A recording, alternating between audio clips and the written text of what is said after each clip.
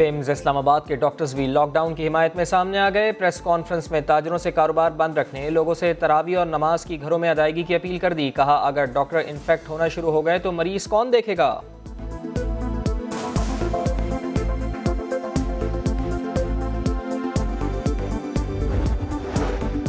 Police और rangers के जरिए लोगों को घर में नहीं रख सकते, शहरी जिम्मेदारी का मुजाहरा करें और वायरस से बचें। वजीर तालीम सिंध सईद गनी के नया दिन में गुफ्तगू। कहा, हुकूमत ने कारोबार करने की इजाज़त नहीं दी, सिर्फ अशियाए ज़रूरिया की दुकानें खुली हैं। सईद गनी का कहना था कि मसाजिद में नमाज की अदायगी से रोकना आसान नहीं।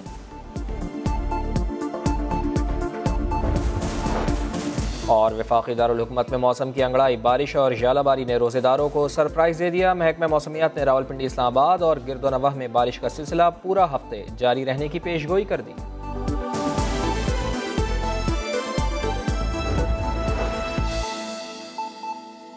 तहत वज़ीर आज़म पाकिस्तान जो इस वक्त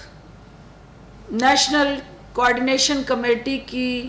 सरबराही करते हुए सूबों के साथ मिल के जो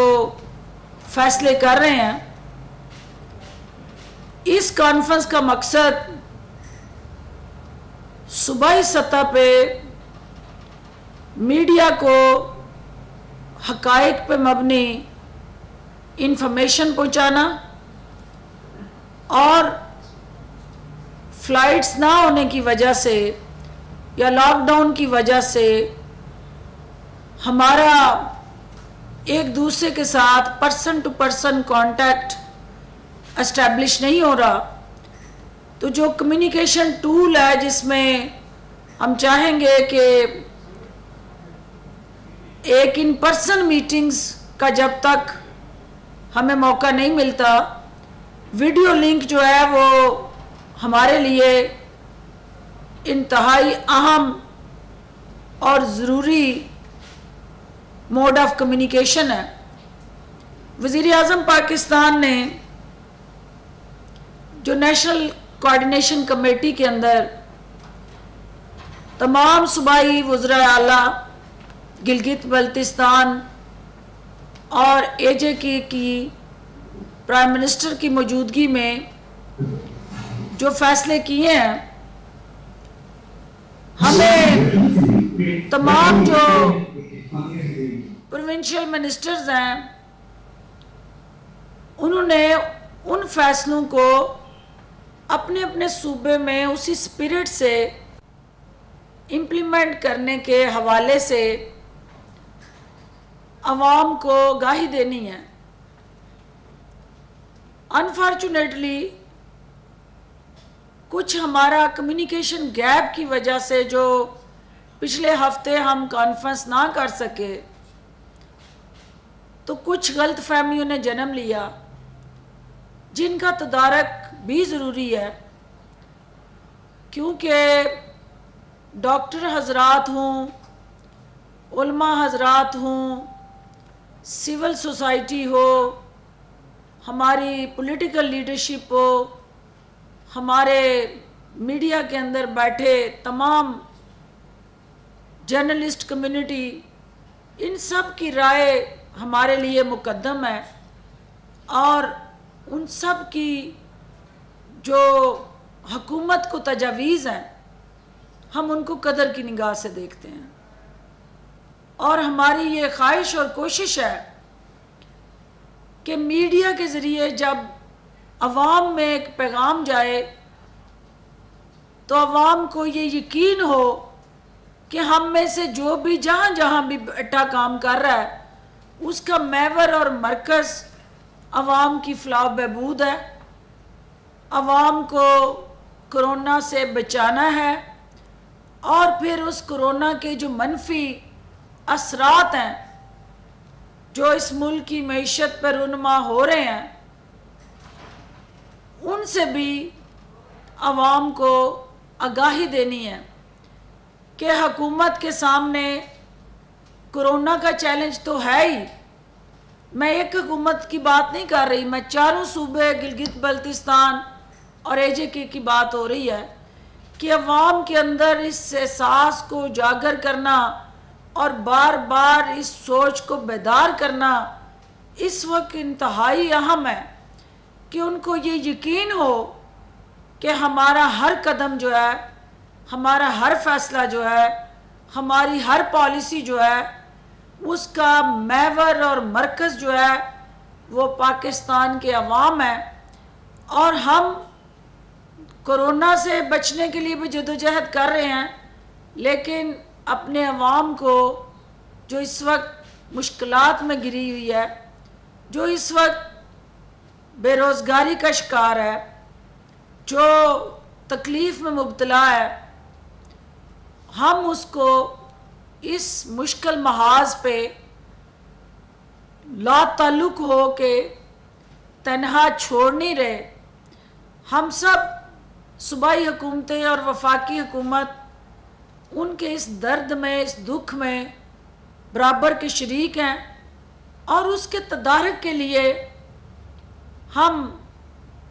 अपनी अपनी बसात के मुताबिक अपनी अपनी लोकल जो सिचुएशन है, जो हालात हैं, जो निचली सतह पे सूरत हाल है, उसके मुताबिक फ़ैसले कर रहे हैं। तो ये अवाम के अंदर एक मैसेज कम्युनिकेट होना बड़ा ज़रूरी है कि हम यकजा हैं, हम मुत्तहिद हैं और हम यकसू हैं और हम सब हम मांगी से कर रहे हैं। जब अवाम को ये यकीन होगा कि हमारा किसी का भी कोरोना पे सियासी पॉइंट स्कोरिंग मकसद नहीं है और हम सब सीसा पिलाई दीवार बन के अपनी ज़िम्मेदारियां अदा करने में मसरूफ़ अमल हैं, हाँ हो सकता है कि किसी जगह हमारे फ़ैसले के मुस्बत असरात जिस तरह हमने फोर्सी किए हों वो ना रूनमा हुए हों। ये भी मुमकिन है कि हमारा जो इकनॉमिक क्रंच है, जो इस वक्त इकनॉमिक कंस्ट्रेन है, जो इस वक्त हमारे फिस्कल स्पेस में जगह नहीं बन रही और जो अवाम चाह रही हो मुआशी महाज पे फिलफौर सूबों से और वफाक से तवक्कुआत लगा के बैठी हो, तो हम उनकी तवक्कुआत को उस आसान अंदाज से पूरा ना कर पा रहे हों। लेकिन इसका मतलब ये नहीं है कि हम करना नहीं चाहते, इसका मतलब ये हरगिज़ नहीं है कि हमारी सोच नहीं है कि हम उनको रिलीफ दें। जो हमारे रेवेन्यू शॉर्टफॉल्स हैं, जो हमारा इस वक्त पूरी दुनिया के अंदर आप देख रहे हैं कि पूरी दुनिया की इकॉनमी जो है वो जिस तरह मेल्ट डाउन हुई है और रिसेशन का शिकार है, उसके असरात पाकिस्तान पे भी आ रहे हैं। हमारे रेमिटेंसेस कम हो रहे हैं, उसकी दो वजूहात हैं। एक वजह कि आपकी एक्सपोर्ट बुरी तरह हिट हुई हैं। जिन ममालिक में आप एक्सपोर्ट करते थे वहाँ लॉकडाउन है, वहाँ की एयरपोर्ट्स बंद हैं, वहाँ की पोर्ट्स बंद हैं, आपकी कार्गोज कहीं ना कहीं स्टक हैं या उन ममालिक तक पहुँच नहीं पा रही या उनके दफातर बंद होने की वजह से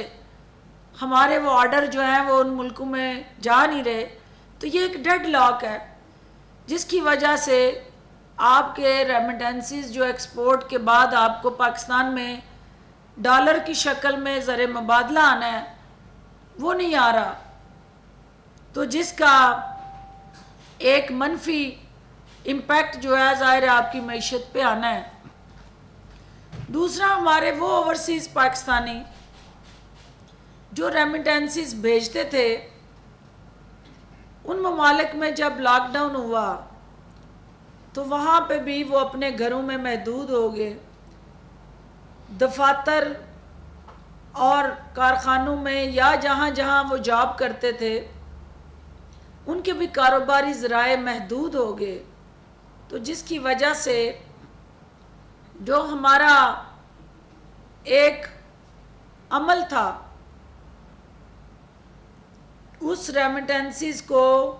पाकिस्तान के कौमी ख़जाने में पहुंचाने का, ओवरसीज़ पाकिस्तानीज़ का, वो रुक गया। लेकिन इससे हमें घबराना नहीं, इससे हमने अपनी हिकमत से निकलना है,